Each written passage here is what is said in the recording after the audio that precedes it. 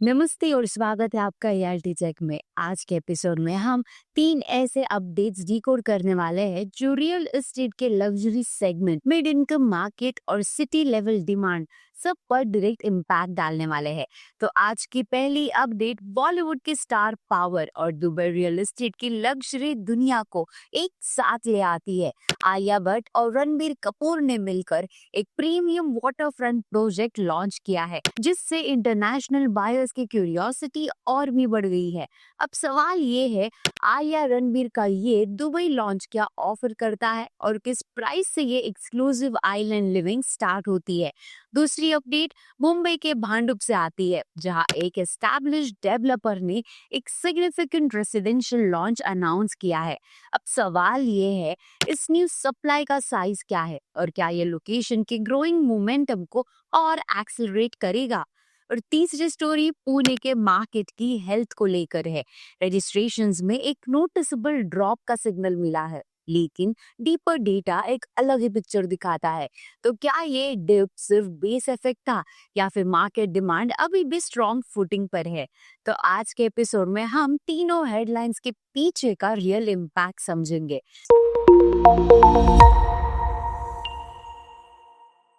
तो चलिए शुरू करते हैं। एक ग्लोबल लग्जरी लॉन्च, एक मुंबई नेबरहुड का फ्रेश सप्लाई अपडेट और पुणे की डिमांड पल्स के साथ आलिया भट्ट, जिनकी रीसेंट फिल्म्स रॉकी और रानी की प्रेम कहानी और heart of stone global platforms पर चर्चा में रही। वही रणबीर कपूर, जो एनिमल और ब्रह्मास्त्र के बाद इंटरनेशनल ऑडियंस तक रीच कर रहे हैं, दुबई में एक साथ नजर आए।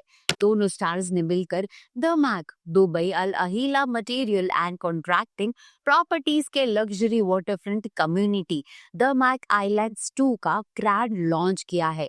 एक ऐसा प्रोजेक्ट जो दुबई के लाइफस्टाइल को एक और प्रीमियम लेवल पर ले जा रहा है। दोनों स्टार्स ने मिलकर the Mac, Dubai Al Aliya material and contracting properties के luxury waterfront community the Mac islands 2 का ग्रैंड लॉन्च किया है।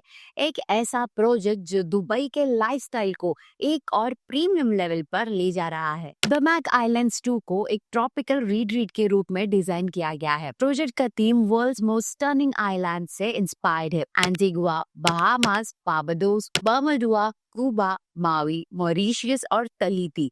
यहाँ lush landscapes, crystal lagoons, floating decks, open air spas और वेलनेस ड्रिवन डिजाइन बायर्स को एक रिसोर्ट स्टाइल लाइफस्टाइल देने के लिए प्लान है।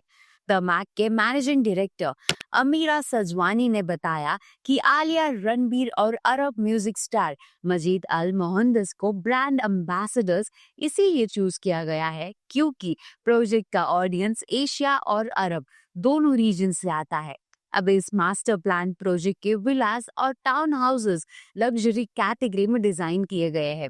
6 बेडरूम विलास लगभग 583 square metre, 5 bedroom twin villas around 324 square metres, 5 bedroom townhouses 293 to 263 square meters, 4 bedroom townhouses 203 square meters से शुरू। Prices start from AD 2.7 million यानी लगभग 6.5 crore onwards. The Mac islands 2 का लॉन्च उनके record breaking the Mac islands 1 के बाद हो रहा है, जिसमें 2024 में एक ही दिन में AEG 10 बिलियन का इन्वेंट्री सेल हुआ और ये गिनीज वर्ल्ड रिकॉर्ड में ऑफिशियली रजिस्टर हुआ था। ग्रुप चेयरमैन हसन सजवानी ने भी अपने चाइल्डहुड का रेफरेंस देकर बताया कि दुबई के रैपिड ग्रोथ के बाद कम्युनिटी लिविंग और सेल्फ सफिशिएंट नेबरहुड्स और भी इम्पोर्टेंट हो गए हैं। दुबई की लग्जरी हेडलाइंस के बाद अब चलते हैं मुंबई, जहां एक फ्रेश लॉन्च ने ईस्टर्न सबर्ब्स को फिर से हाईलाइट कर दिया है। Mumbai based marathon next gen reality limited ने भांडुप में 3 नए रेसिडेंशियल टावर्स लॉन्च किए हैं, जिनका टोटल प्रोजेक्ट वैल्यू लगभग 370 करोड़ है। अब ये लॉन्च उनके पॉपुलर न्यू होम्स कैटेगरी के अंडर आता है। इस रोल आउट का सबसे बड़ा हिस्सा है नियो पार्क लेआउट, जो 6.5 एकड़ के मास्टर प्लान का सेगमेंट है। यहाँ पे 5100 स्क्वायर मीटर लैंड पर एक नया रेसिडेंशियल प्रोजेक्ट लॉन्च हो रहा है, जिसमें लगभग 1.2 लाख स्क्वायर फीट का सेलेबल कारपेट एरिया होगा। इसका gross development value around 200 crore estimate किया गया है। इसके अलावा कंपनी ने नियो वैली नर्मदा का सेकंड टावर और नियो पार्क अशोका का थर्ड टावर भी अनाउंस किया है। ये दोनों मिलकर additional 1 lakh square feet carpet area add करते हैं, जिसका जीडीवी अराउंड 170 करोड़ है। मतलब टोटल 2.2 लाख स्क्वायर फीट का fresh residential stock Bhandup market में आ रहा है। Combined GDV 370 crore.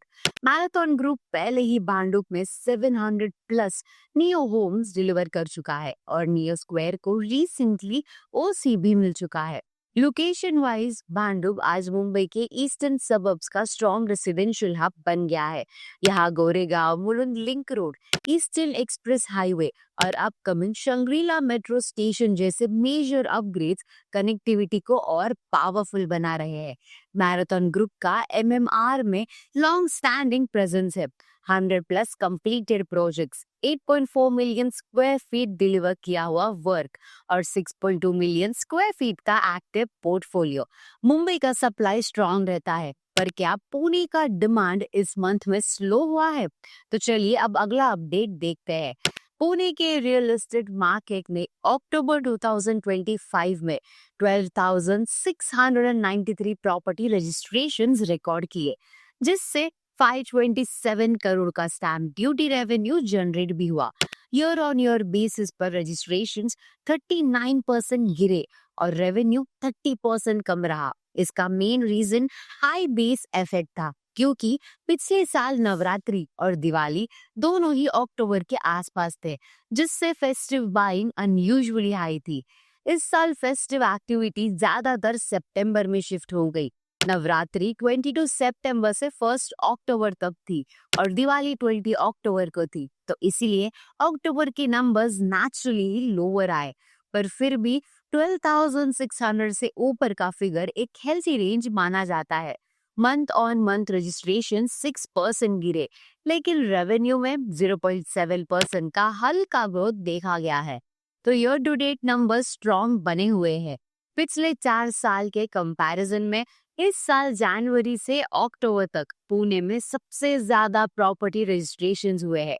Ticket size data भी स्टेबल ले रहा है, तो अप टू 1 करोड़ के होम्स का शेयर 85% पर स्ट्रॉन्ग बना हुआ है और अबाउ 1 करोड़ सेगमेंट का शेयर अराउंड 15% है, जो टॉप एंड बायर्स की स्टेडी प्रेजेंस दिखाता है। होम साइज प्रेफरेंस में भी बैलेंस ट्रेंड रहा है। अंडर 500 स्क्वायर फीट होम्स 22% से बढ़कर 23% हुए हैं। 500 टू 800 स्क्वायर फीट होम्स 46% पर स्टेबल रहे।